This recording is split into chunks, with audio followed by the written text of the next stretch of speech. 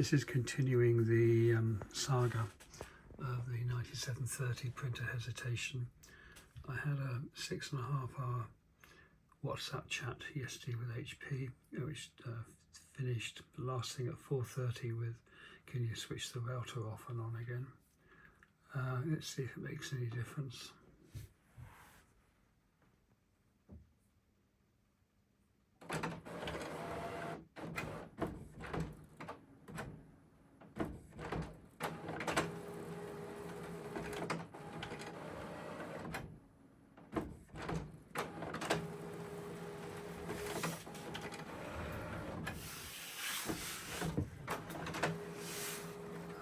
I think we can say it doesn't.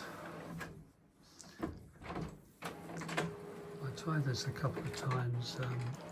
In the last half hour I've tried it 3 times at 10-minute intervals, and the first couple of times it worked all right, and then this time it doesn't.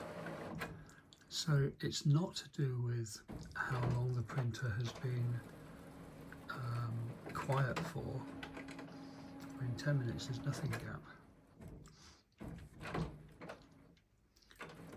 It's just unexplainable.